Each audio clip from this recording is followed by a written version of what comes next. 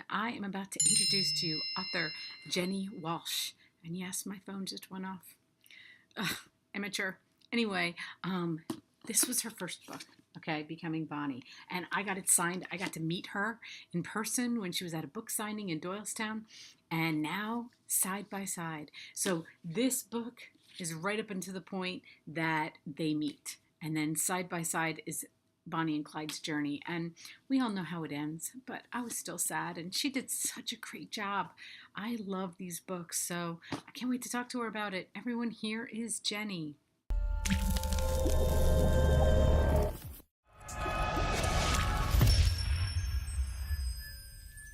Hi everyone, I am so excited because I am speaking with author Jenni Walsh, and this was her first book, Becoming Bonnie, and her next one, Side by Side, is out this week. I have it on my Kindle, so I don't have a copy. I forgot to ask you for a copy, to show a copy of it. Again. What, honey? That's okay. And Jenni has her daughter Kaylee with her, so she's going to talk with us too. But I am so happy that I got to read this. When I saw the release date, I was like, yes, I want to read it before it comes out and talk to you about it. And it was, you know how the story ends. Everybody knows how the story ends. Mm-hmm. But I got so emotional at the end. Good. I'm glad I brought out some emotion. You did. And were you emotional at the end? Yeah, I mean, like you said, everyone knows the ending, but I still wanted it to end on a happy note for as long as I could. So I made it a happy ending, and then I kind of snatched it away. So it was hard for me to do that. And my publisher actually, for a hot second, was like, do we want to do an alternate ending and like change history? And I'm like, no, we can't do it. Like, I think it would just make people like a little annoyed or. Yeah. So, yeah, we kept the historical ending. Yeah, and for everybody out there, this book came out last year. Okay, look at this cover. I love this cover so much. And Becoming Bonnie goes all to the point that she meets Clyde. And then side by side is their journey together. And, it's not like I didn't know this because I read Becoming Bonnie. So I know that, and I did all the research before, and I know they were so young. But then to see it again, that for everybody who doesn't understand, she was 23. He was 25. Like, don't you just look at them like they were babies? Like, it's just so sad, that their family called them the kids. Right. So everyone in their family thought they were young, and they tried to protect them. And Bonnie and Clyde were very loyal to their family and would try to meet them as often as they could. As you saw in the book, I worked in as many of those little reunions as I could. Yeah. Was this one harder to do than Becoming Bonnie because of all the research on what happened from that point? Because you had said that there was some conflicting research, and then it just seemed to me you did so much detail. I was like, wow, the research that you had to do for this, it seemed like it was probably more difficult to write. Yeah, there was so much information. And like you said, from varying sources, there's stuff from the FBI, from eyewitnesses, from some of the police, separate from the FBI, from diary entries and from family members, and Blanche had a memoir. So I'm pulling from all these different elements, and you can see how like each one is skewed a little bit. Like Jones, who's in the book, he's almost Bonnie and Clyde's like adopted son, and history says that when he went to court, Clyde told him to lie profusely so he wouldn't dime himself out. Like he said, Clyde told Jones to blame Bonnie and Clyde. So I think things got skewed a little bit there, and I just tried to keep the research aligned with the story and just keep everything like fluid and consistent. Right. I thought you did such a great job, like making me feel like I was there. The way they talk to each other, and the language that you had to get, because they weren't educated. And so their English is like a lot of slang and a lot, and I thought it was great. And like, I thought you did a great job with it. Yeah. Sometimes you feel like an author's forcing it, and I didn't feel it like it was forced. It felt very natural, because sometimes you feel like they're just putting words in there. But I've been watching all your Facebook posts, and you've been like telling everybody about different slang from that time. And I was like, you know what? My grandparents still use that slang like all the way till they died. So I love seeing that. But I'm going to read everybody the poem that she wrote, which just makes me tear up. It's very sad. But so prophetic, because she just knew, and then it makes you think, oh, but Bonnie, you could have done other things, but okay. But she didn't. And she wrote, and this was like a month before. Yeah. Which is crazy. She wrote, someday they'll go down together, they'll bury them side by side. To few it'll be grief, to the law of relief, but it's death for Bonnie and Clyde. And it was so prophetic. And I love that you named the book Side by Side from there. I thought that was so awesome, because I didn't even realize it. I mean, Side by Side's a great title in and of itself, but it has so much meaning behind it for her. Yeah. Like, how attached you've written 2 books on her. Like, how attached are you to her? Yeah, I feel like her voice was in my head for so long that it was sad to let it go, but it also, like, I'm a little happy to let it go and kind of develop a different voice and work on new books. So, but I really did feel for Bonnie by the end of writing the 2 books. I mean, at first, she was just a criminal in my mind. And I mean, she's still a criminal. She still, is an outlaw and did some bad things and made some poor decisions. But I think because I dug so deep into her head and almost put on her skin, I can sympathize with her at the end of the day. Yeah. I watched a documentary just recently getting ready for this, and they had relatives. And I was shocked at how emotional they got, because they're kind of generations. I don't think they knew them.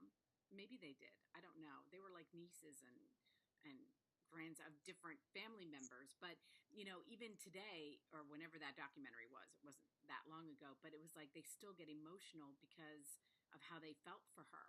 Yeah. Talking about her, it was like they so wanted her to make a different decision. But, looking back on my own 23-year-old self, I don't know that too many people could have talked me out of my decisions. Important as well. Yeah, I think I made decisions that not everybody was happy about. My family was happy about, but I do understand that, and I understand her like love for him. But I found myself at times like getting really angry with him. Towards the end, not as much. His love for her kind of showed. He did some things, and I don't want to give spoilers, but he did. It's not really spoilers, but it is spoilers, so I don't want to go I want people to read it. But he showed his affection for her later. But I felt like in the beginning, I kind of was like giving him the role of like this kind of narcissist. Like. Yeah, I think that's a good way to explain him. And I think when he was in prison, he was damaged emotionally and physically, and when he came out, he was a changed man. And there's one quote that said he came out of prison a rattlesnake, and it kind of just like destroyed his inside. So part of his evolution and transition from the book is Bonnie almost bringing him back to life. So at the beginning, yeah, I think he is narcissistic, and I think he has a dark soul, and then it lightens as the book goes on, and then he begins to feel a lot of remorse and regret and guilt. And I think at the end, he then feels relief because he gave Bonnie everything she wanted, and then, stupid me, I had to take it away. Well, they do, for everybody who is like really interested in this. I mean, there is a video that actually shows what after they get murdered, killed, whatever, which is incredible. It is incredible that they had somebody videoing it or photographing it, but it was hard for me to watch. Did you find it hard to watch? Yeah, I watched their funerals, and it was just like lines and lines of people and thousands of people. It was a day where everyone had to come out and see their bodies, and it was pretty intense. Yeah, and of course, you think, how could that have been? Like, they were celebrities, like, but in that day and time, like, period, they were so much bigger than life. Like, their pictures were out there. They became this like celebrity like she kind of wanted. I mean, you know.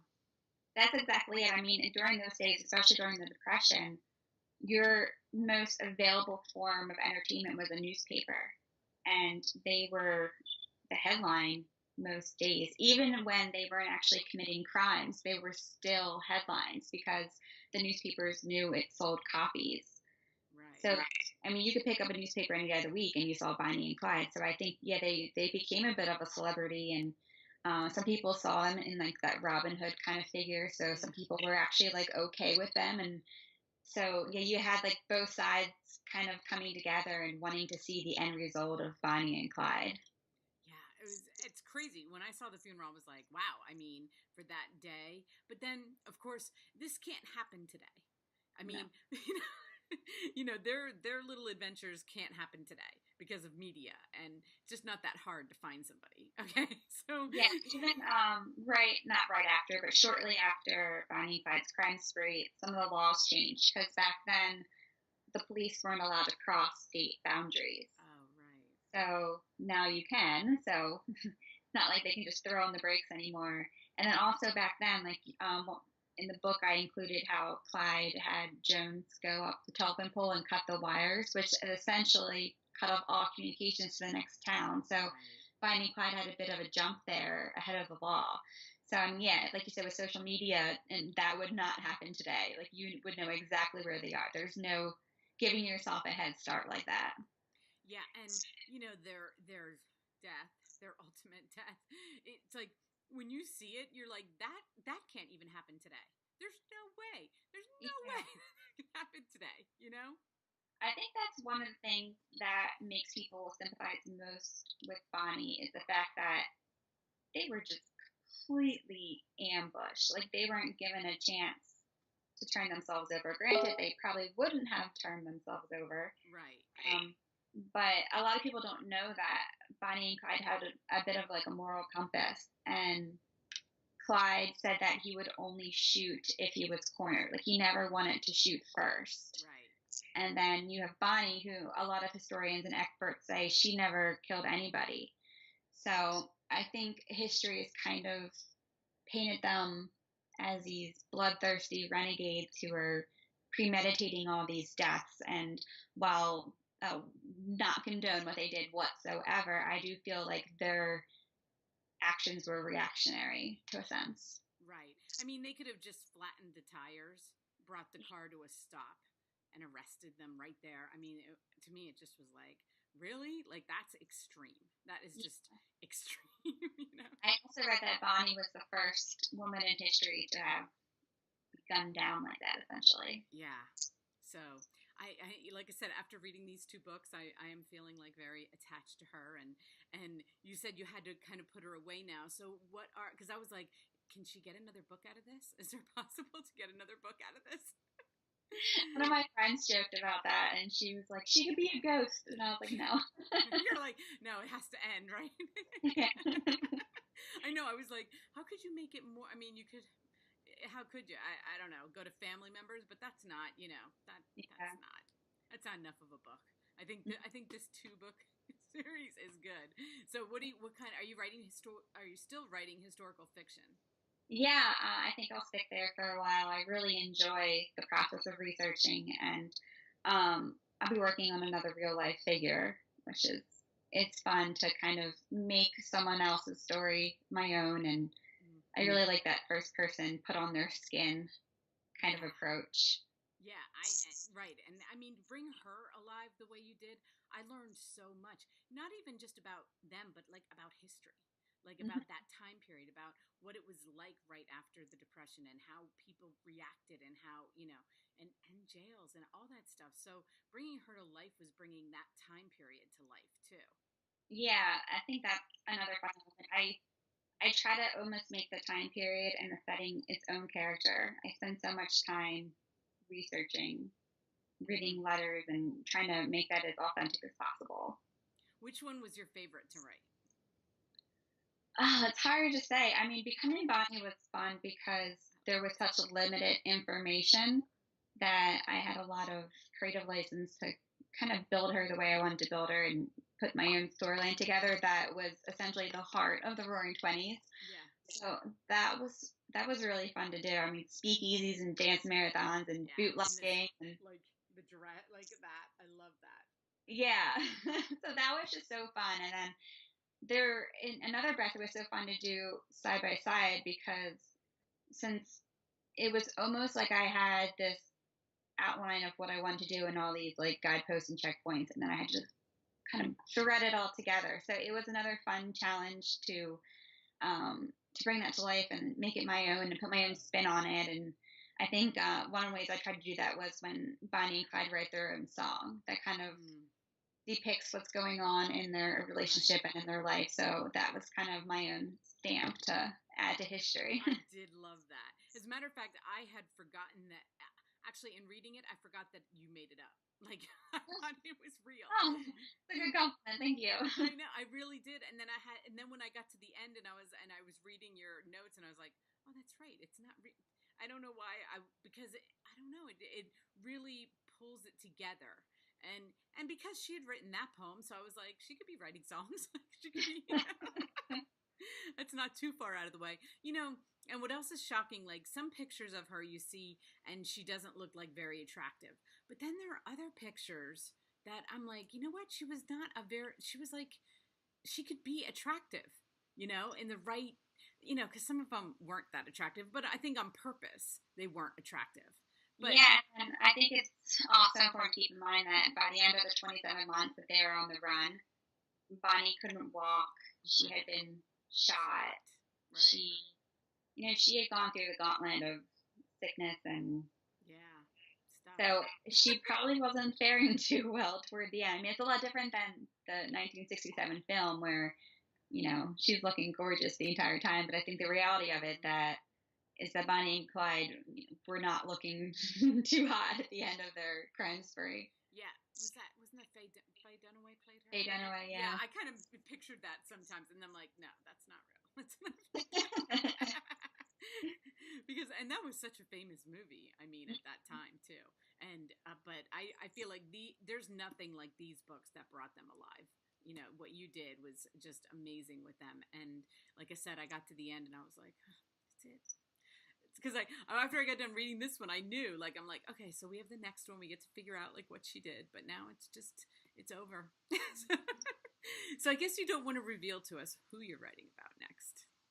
Well, it's not set in stone yet, so not something I can really talk about. But if I have my way, it'll be set during the California Gold Rush, which has been so much fun to research, and it also coordinates with the Oregon Trail, so kind of mashing together Gold Rush and the pioneer life. So it's been super fun to research so far, and I'm hoping that I can bring it to readers. Well, historical fiction is my favorite.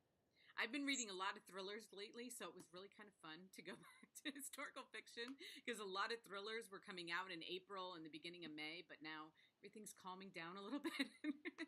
And when I picked that up, I was like, yes, I get to read another historical fiction. I was so happy about it. But I mean, I love all time. I love reading about all different times because I learned so much about that time. And, so that time period, I don't know that much has been written on it. I think it'll be fun.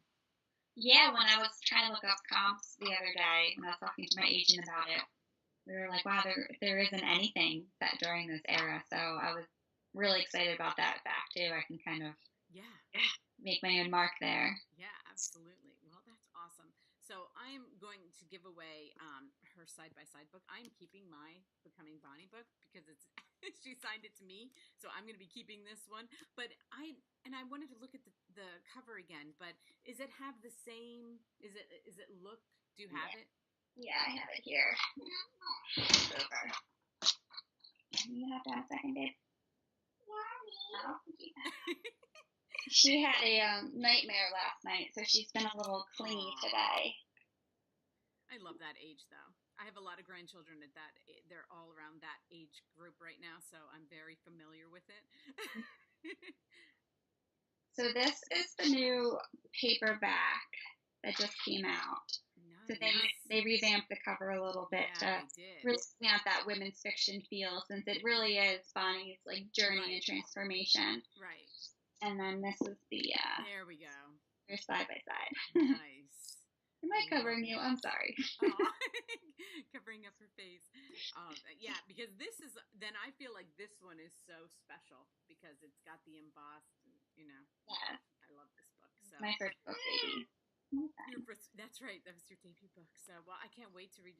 These two came out a year apart. So, are you thinking like next year, 2019? I mean, hopefully, it's a lot on my hands, so we'll see what happens. But I will say that everyone who buys this book will help me with writing future books. That's right.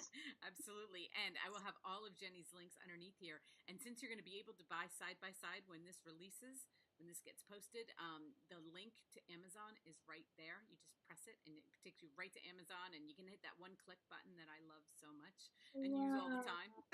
Yes, she says do it. Do you know how to hit that button? Yeah, she does.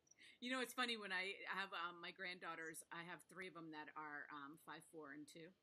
And I'll say to them, like a birthday or Christmas or whatever, and I'll say, what would he want? And they'll say, well, hook me up to Amazon, I'll show you.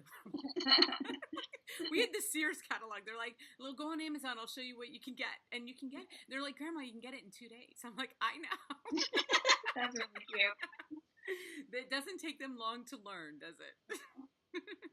Well, thank you for talking with me today. I really appreciate it. And I loved having Kaylee on. Yeah. I love being able to see her. Yes, now she's smiling.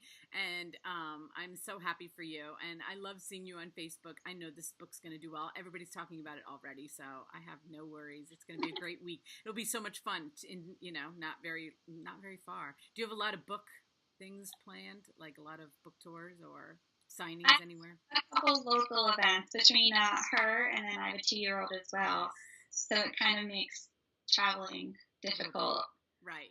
But you can go to local bookstores where you are, right? Yeah, I have a couple local things planned, and then I'm always available via Skype for book clubs and stuff. So awesome. And I will have her website so you can see where she's going to be. She's in the Philadelphia area, right?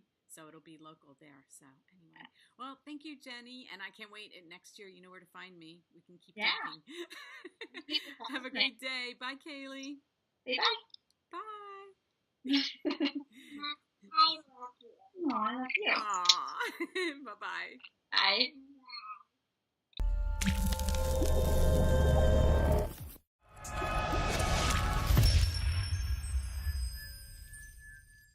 For watching, everyone. Isn't she so adorable? And her little girl was there too. That's so cute. But look at this is the first one. You saw she showed you the side by side. This one I'm not giving away, but I will be giving away side by side. And I love her writing. Guys, go get this book. Really, go get both of them, okay? You will not be sorry. She did a tremendous job with her research, with the dialogue and everything. You just feel like you were right there. And I fell in love with Bonnie. So I am so happy that I got to read them. All of Jenni's links will be listed underneath here. And thank you again for watching.